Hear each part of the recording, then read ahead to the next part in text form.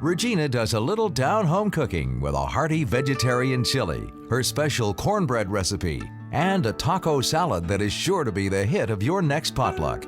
A very special guest instructs on the fine art of making almond brittle. Regina revives a viewer favorite with the return of ginger lemonade, and David Berkeley gives his wine selection of the week. The influences for today's program come from the Southwest. We're making some wholesome and hearty dishes that are guaranteed to be family favorites. We're starting with a 3-bean chili that's reliant upon the use of imitation meats to get that nice down-home flavor to it. In this case, we're going to be using imitation bacon and sausage. And these are all from soy base. And obviously, you have a thing or two to say about this. Well, I'm from the Southwest, so... Yes, true, he is. He's from Arizona. You're going to have to convince me that this is better than the real stuff. Well, my daddy likes it. Well, He's from Texas. well, I'm from Arizona, so I'll be my own judge. Thank you very much. Okay, you can be your own judge. But surprisingly, these sausages, these soy-based sausages, have a remarkably sausage-like flavor. Actually, I do use some for breakfast, and they do taste good. Yeah, they do. And they don't have any of the damaging effects in terms of cholesterol and all that on the body. So you want to treat them pretty much the same way, except they do not come with their own fat included. So as we go through the sautéing process for the primary flavor ingredients here, the tomatoes and peppers and onions and all that, we'll be adding this a little later on with a little bit of olive oil, adding the oil to it. Otherwise, this just turns into a gooey mess on the bottom of the pan. So you have to add a little bit of oil to make this happen. And then we'll talk about the beans in just a moment. But let's get started on sizzling in a little bit of vegetable broth.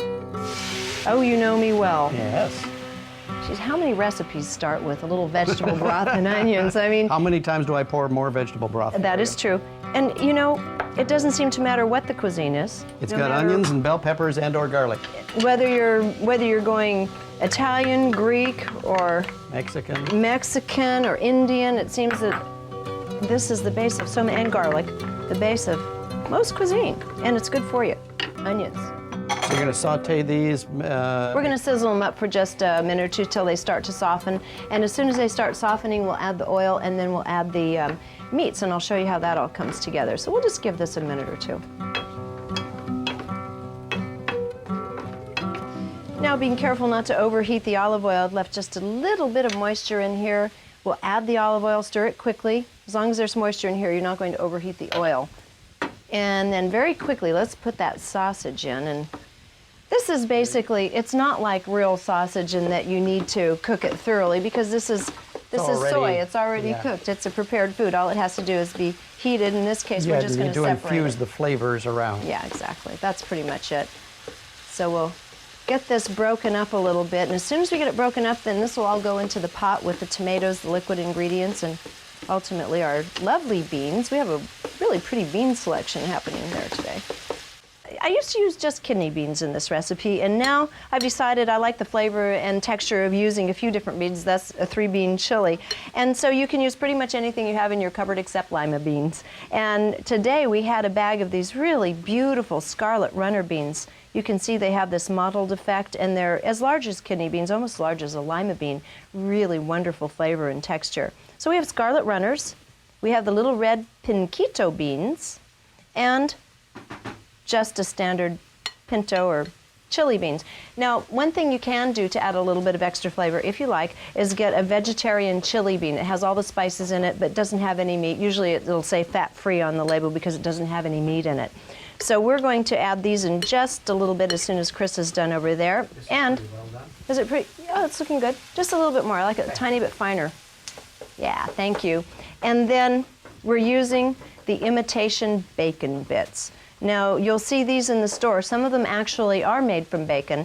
That's not what we're using here. We're using little soy-based bacon bits. And if you smell them and you taste them in a stew or in a chili like this, it tastes exactly like the real thing. And it's kind of a smoky smell, too. Yeah, definitely.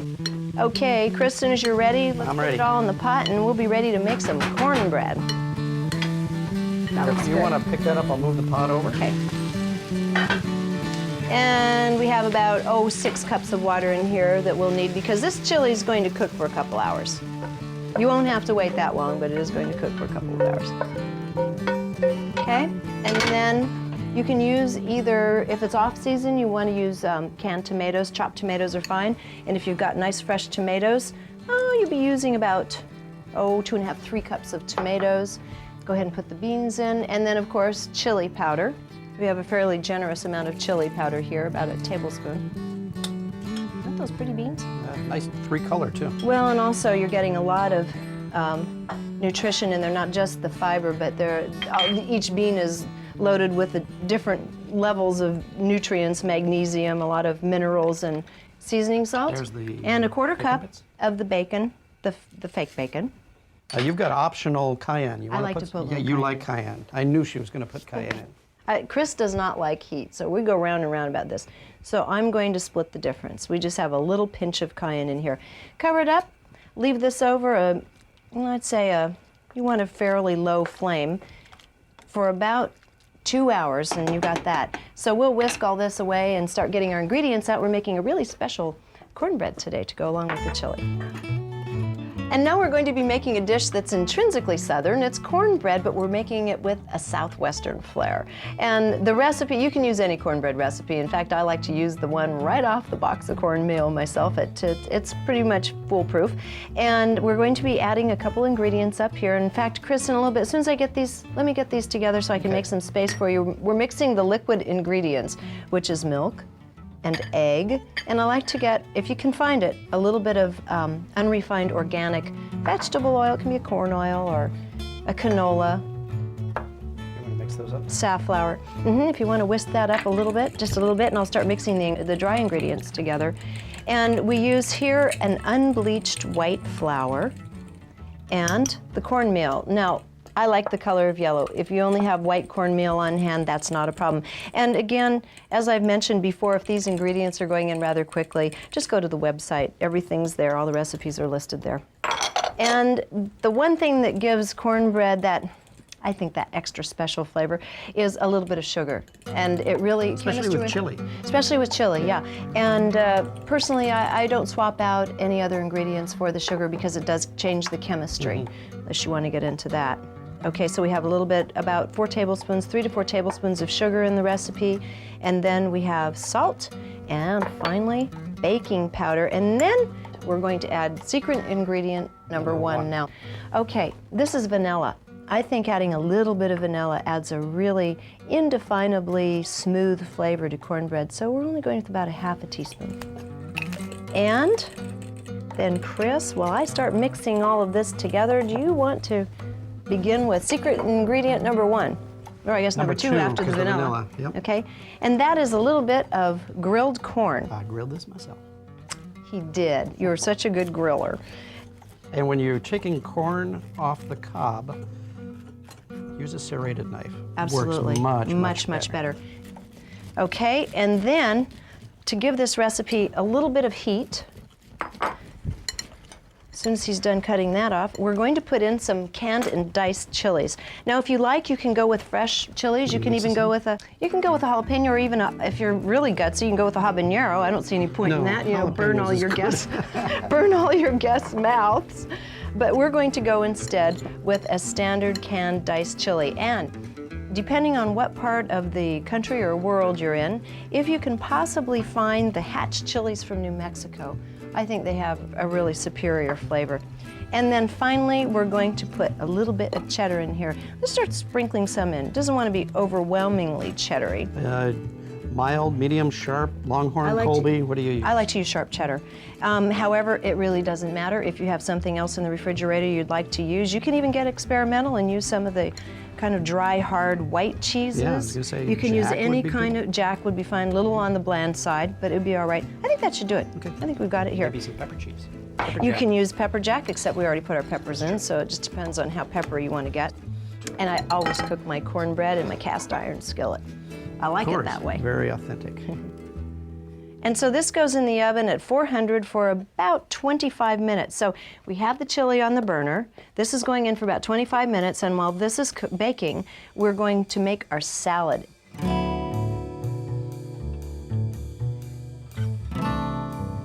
There are few libations more refreshing with down-home cuisine than fresh cold lemonade. So backed by popular demand, I'm bringing my fresh ginger lemonade, which is a little different twist. And actually, when you're looking at all these spicy foods that we're making today, the ginger actually acts as a digestive and calming of the stomach. So what we'll do is start out with fresh lemons.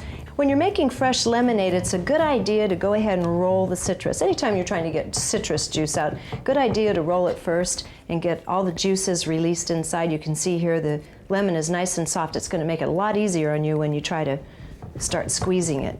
Okay? And cut the lemon in half. You can see it just bursts out of there. And let's get the glass ready to go. I'm going to use a little bit of cheesecloth. It's a really practical way to strain both the pulp and also the seeds out of the lemon, especially since we've got it all softened up. And we're going to squeeze, anywhere between 2 and 3 tablespoons of fresh lemon juice into here. It really is a matter of taste. This is not an exact science because you may want it a little tartar. I find that it usually works out to the juice of about 1 lemon if you have a nice juicy one. 1½ lemons if you have little dry, hard ones that are out of season.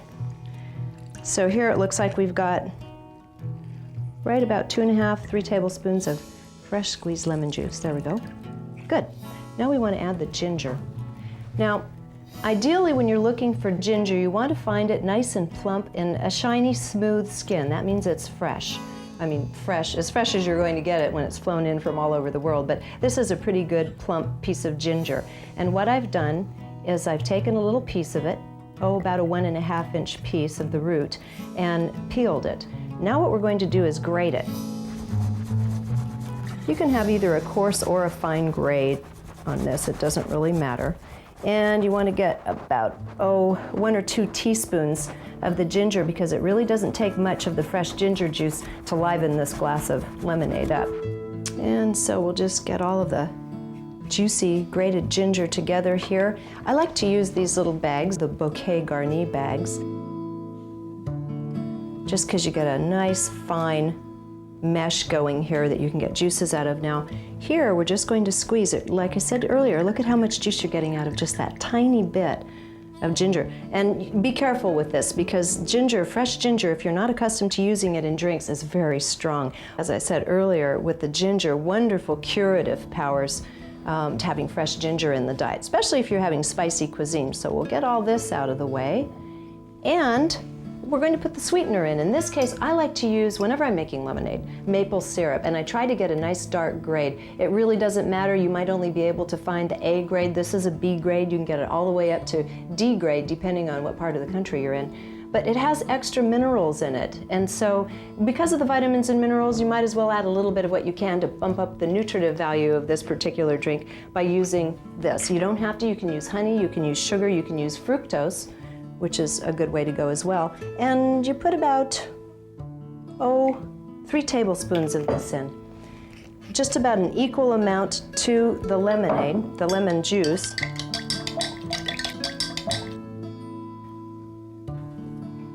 Finally, we're going to use, I like to use a sparkling mineral water, though you don't have to do that. You can use just a plain filtered water and a little bit of ice. Watch out, because you got bubbles in it this time. And you can garnish it with a little slice of lemon if you like. I'm going to top it off a bit here, and you'll see because of the maple syrup, it's a little different color, a little more substantial looking than most lemonades, but I can guarantee you, if you haven't had this one, you're going to love it. Ginger lemonade. That's good.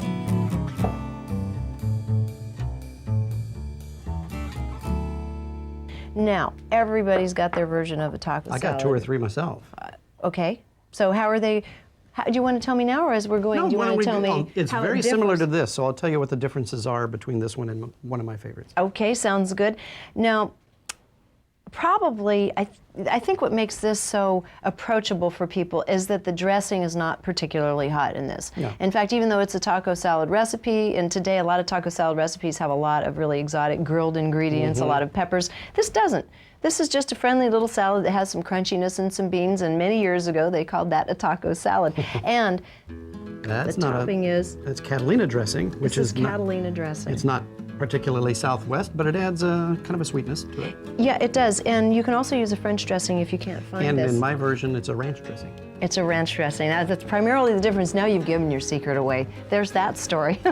And something you're going to see here that I don't often use is iceberg lettuce. It's crunchy, it holds up well at barbecues. You can't use those delicate little field greens in this kind of salad because it'll be wilted. The other ingredients are kind of heavy, and they would break down the other kinds of lettuce. Exactly. So they stand up well with iceberg. This calls for iceberg lettuce. So we have an entire head of iceberg lettuce, and let's use this pretty bowl here. Why don't you go ahead and drop that in there. And then where the beans come in, you can use your choice, but I prefer to use a chili bean, a ranch style of bean that already has been marinated and with a lot of spices and such. And so we have just a 16 or 15 and a half, I think, technically ounce can. And then we have tomatoes, a couple of tomatoes. And this depends on whether or not you have a hiatal hernia or something. You can use as much or as little onion as you like. And then we're using a sharp cheddar cheese in this one. Sharp cheddar cheese goes really well with almost all Southwestern dishes. Yep. And you can use, again, as much or as little as you want, depending on your flavor preferences. Now you're using corn chips here. I use croutons. You can use croutons, you can use corn chips, or you can use even, this is something from our youth. These are little pieces of Fritos. And again, this isn't a science, so you can put as much or as little. I don't use salsa in mine. You know, you don't have to use salsa in this one either. A different one I do. There's a whole different recipe that I use salsa as the main dressing, actually. That's it? Yep. You want some dressing in there? Yeah, just start pouring it and I'll toss, and it's colorful too. it is colorful. There you go. And you use about a half a bottle of this. Okay. You can keep pouring because you have a lot of ingredients to coat. Simple, but honest and good tasting food. And again, in terms of the healthful properties, there are a lot of healthful properties in here. You can, again, reduce or increase the amount of cheeses and corn chips and such, which have a little bit of oil and fat in them. So you just to your want to own coat that. liking. You want to coat it. But meanwhile, we're bringing on our special guest in just a moment, as soon as we whisk this away.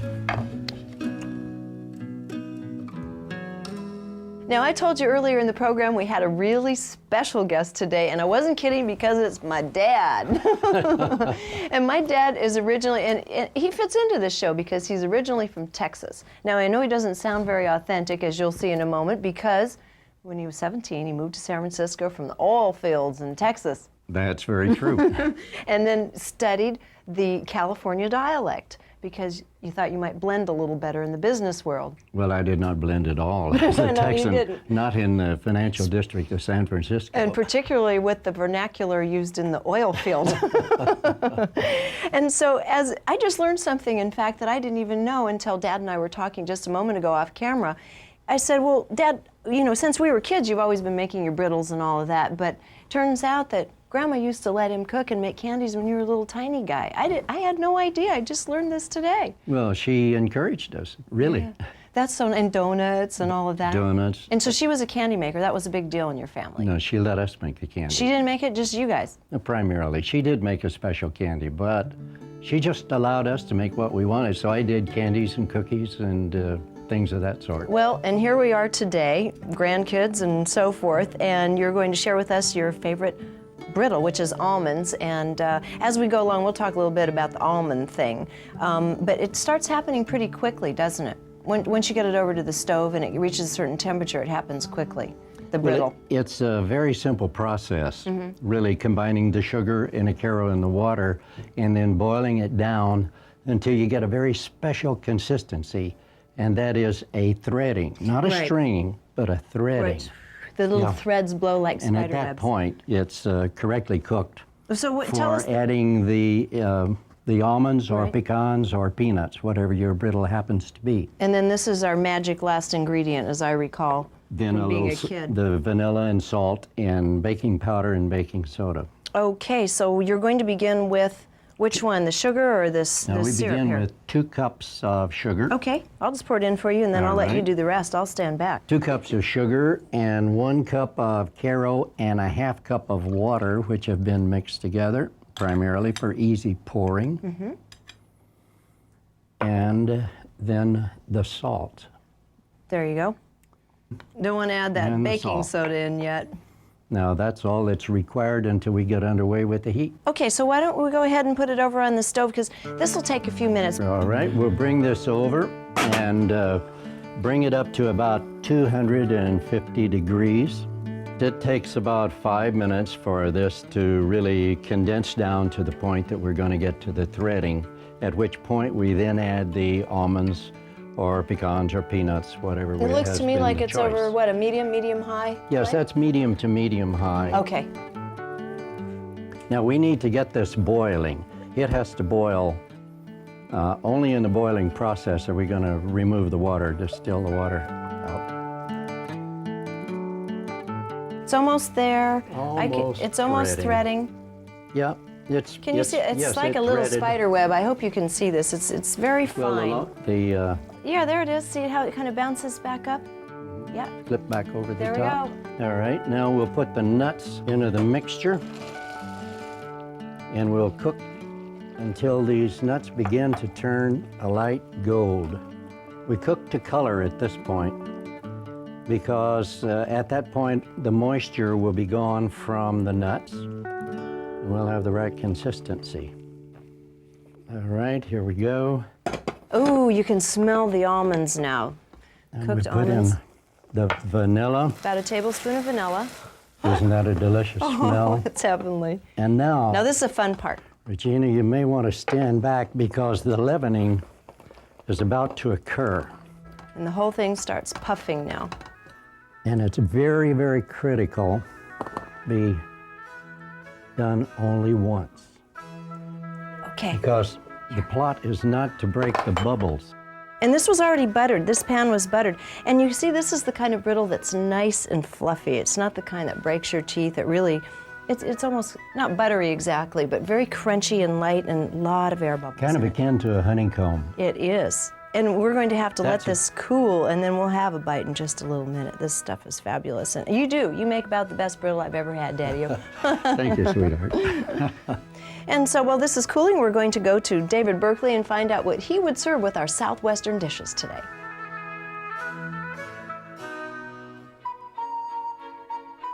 I suppose given the two words taco and chili in a food and beverage association game, the beverage association would be beer.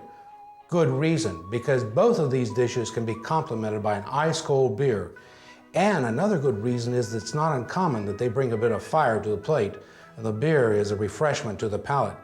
This is also a great opportunity to sample the beers from our neighbor from the south, Mexico. They produce a wide range of beers, but I'm going to suggest that you go for the lighter lager style. I know that those lovers of dark beer would say, well, the richer flavors of the dark beer would be more appropriate for the foods. But for me, the operative word is refreshment. Lager beers have a higher degree of hops. Those hops bring a little bit of bitterness that help cleanse the palate. Also, I've discovered that lagers are more receptive to deep chilling. Dark beers like a little higher temperature to sort of show off their flavors and their complexity. But whatever you choose, try one of these beers from Mexico and enjoy.